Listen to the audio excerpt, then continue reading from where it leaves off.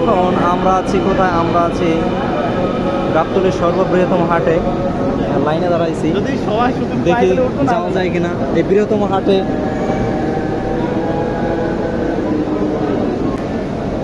এই একাই উঠেন না। ও, হবে না। মেট্রো রেলে ওঠার পর যে অবস্থা দেখতেছেন, তাই ভিতরে একটু দেখানোর চেষ্টা করলাম। তো শুধু হাত আর মাথা ছাড়া কিছুই দেখানো গেল না। তো এটা যখন আমি নামলাম মেট্রো রেল থেকে, তখন অবস্থা দেখুন। আমি শুধু ভাবতেছি যে এত টিকিট কিভাবে নেবে মেশিনে। সুন্দর একটা জিনিস দেখতে পারবেন, ভিডিও শেষে মজা আছে, দেখেন।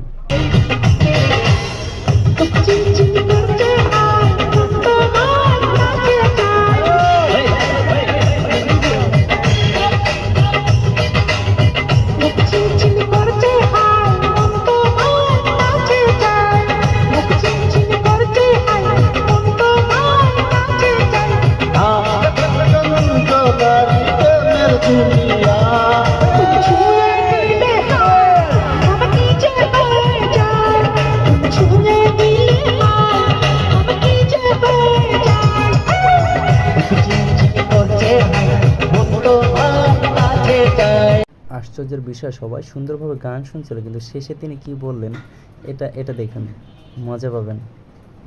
সবাই মনোযোগ দিয়ে গান শুনছিল, কিন্তু যখন তিনি বললেন এটা, তখনই সবাই চলে এলো।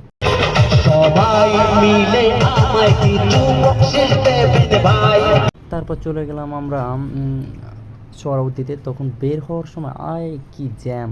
তো সেখানে কোনো রকম নিঃশ্বাস নিয়ে বের হলাম। তারপর দেখানোর চেষ্টা করলাম যে কী রকম মানুষের কোলাহল, এখানে কিভাবে একজন স্বাভাবিক মানুষ গিয়ে থাকতে পারে। এত মানুষের চাপ, নিঃশ্বাস নেওয়াই কষ্ট। তাই কষ্ট করে অনেকক্ষণ অপেক্ষা করে এখান থেকে বের হলাম।